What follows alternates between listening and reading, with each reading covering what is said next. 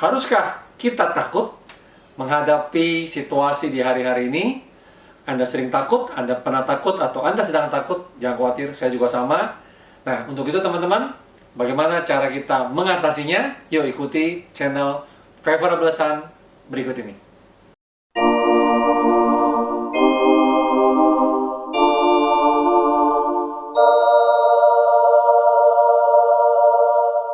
Renungan hari ini kita akan bahas dari beberapa ayat, teman-teman sekalian.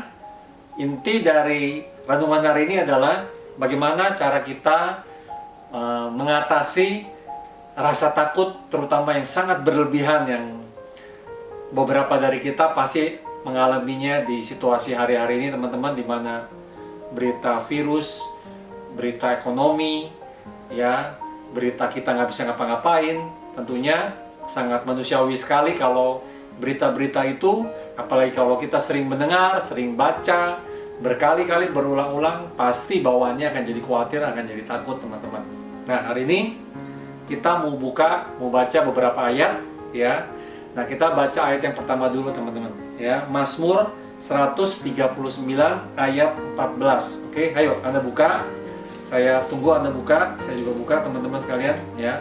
Mazmur 139 ayat 14. Kita baca sama-sama, ya. Kita baca sama-sama, ya. Oke, kita baca sama-sama. 1, 2, 3. Aku bersyukur kepadamu oleh karena kejadianku dahsyat dan ajaib. Ajaib apa yang kau buat, dan jiwaku benar-benar menyadarinya. Ya, Mazmur 139 ayat 14. Di sini dikatakan, teman-teman, bahwa penciptaan kita itu dahsyat dan ajaib. Nah, saya mau ambil satu kata, dahsyat, ya. Penciptaan kita itu dahsyat. Nah, dalam bahasa Ibraninya, kata dahsyat ini, ya, ditulis sebagai yaurai, ya.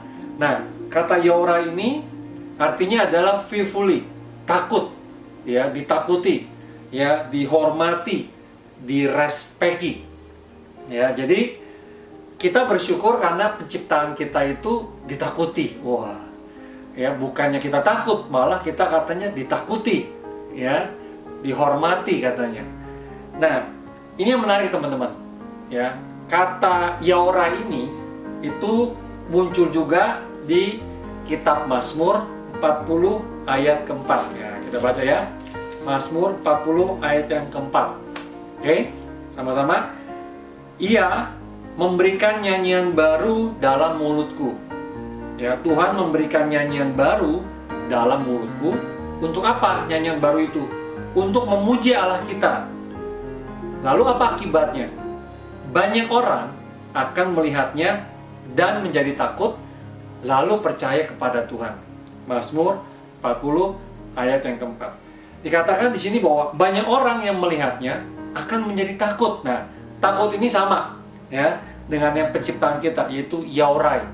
Banyak orang akan menjadi takut, akan menjadi respect, akan menjadi hormat, ya, kepada kita, ya, tatkala apa? Tatkala kita menyanyikan, apa katanya?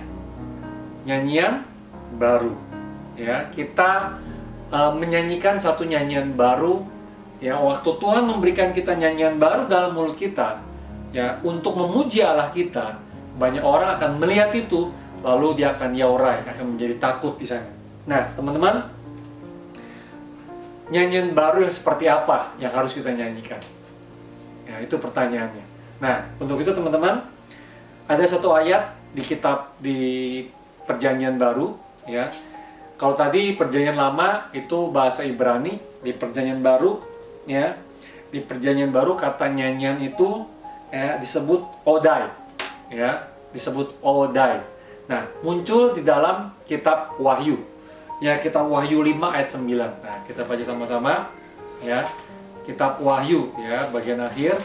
Kita baca sama-sama Wahyu yang kelima, pasal yang ke-9. Oke? Sama-sama, 1, 2, 3. Dan mereka menyanyikan suatu nyanyian baru katanya. Nah, apa itu nyanyian baru? Apa katanya? Nah, kita lihat di sini. Ayat ini ya, Wahyu 5 ini tentang kitab yang dimaterai anak domba. Ya.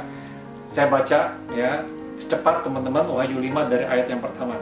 Maka aku melihat di tangan kanan dia yang duduk di atas tahta itu sebuah gulungan kitab yang ditulisi sebelah dalam dan sebelah luarnya dan dimaterai ya dengan 7 materai.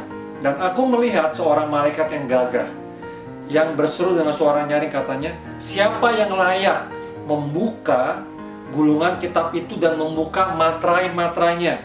Lalu ayat yang ketiga, tetapi tidak ada seorang pun yang di sorga atau yang di bumi atau yang di bawah bumi yang dapat membuka gulungan kitab itu atau yang dapat melihat sebelah dalamnya.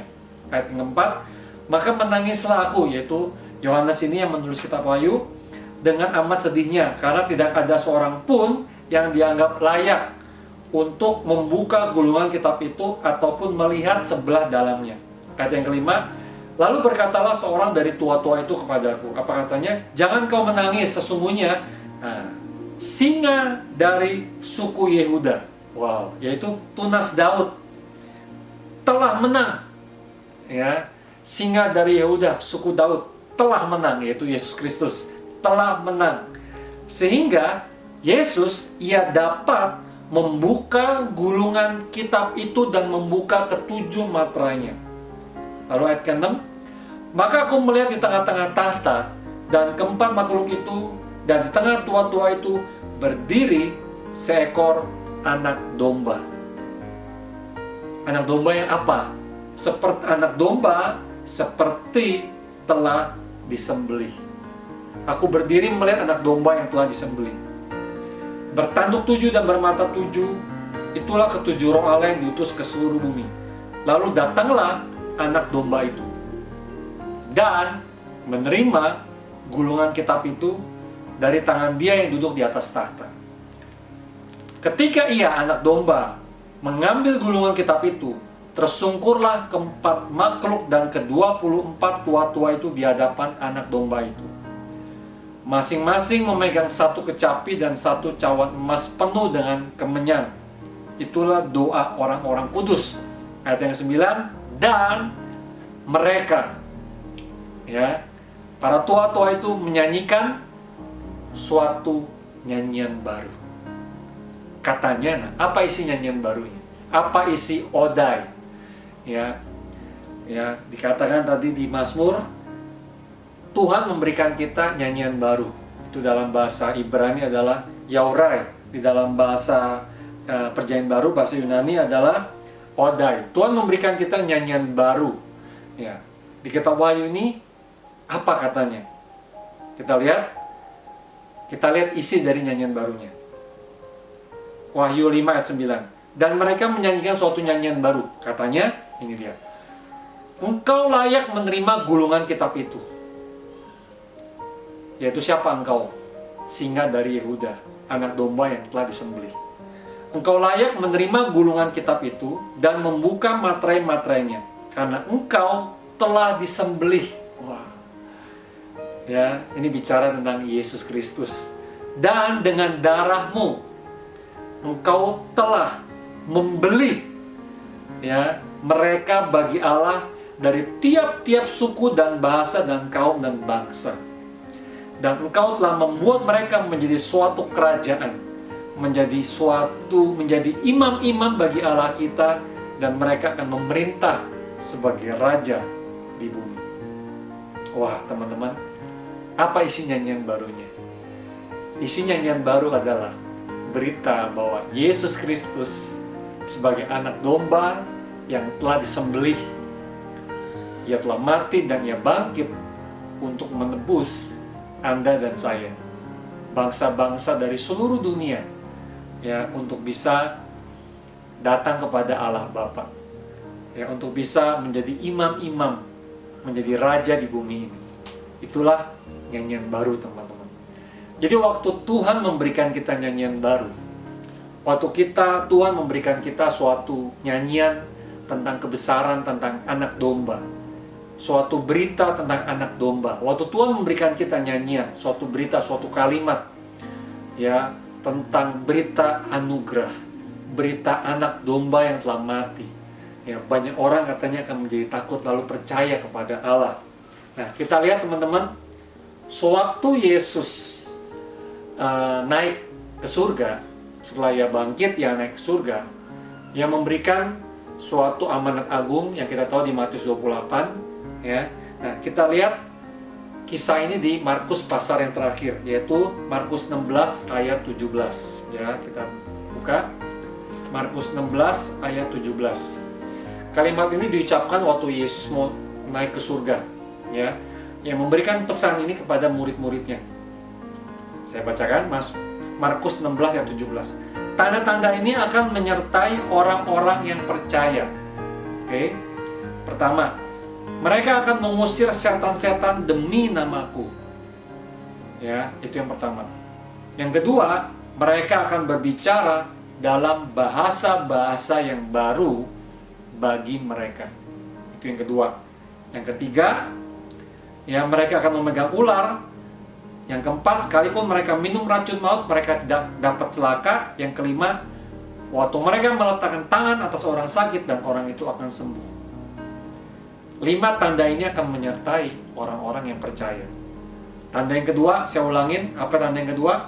Mereka akan berbicara dalam bahasa-bahasa yang baru bagi mereka. Kata Odai di kitab Wahyu, di turunannya itu muncul di kitab Markus juga. Ya, kata Odai ini turunannya itu bahasa yang baru. Tanda-tanda yang menyertai orang percaya, yang akan berbicara dalam bahasa yang baru. Yang akan berbicara dalam bahasa anugerah, bahasa berita keselamatan.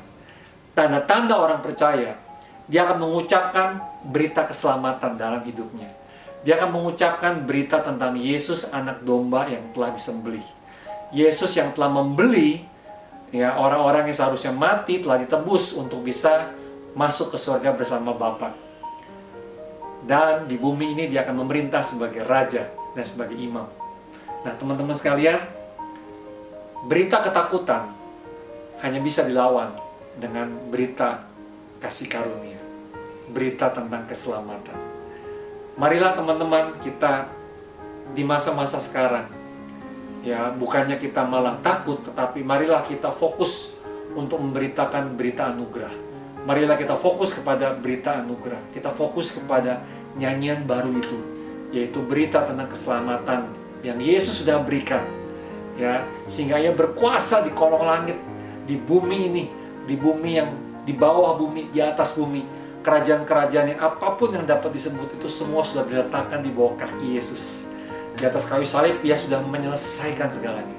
Teman-teman, marilah kita mengatasi hari-hari ini dengan bahasa-bahasa yang baru, dengan nyanyian baru, yaitu berita anugerah, berita anak domba yang telah disembelih. Bagi Anda yang belum pernah menerima Yesus Kristus sebagai Tuhan dan Juru Selamat Anda, yuk ikutin saya berdoa.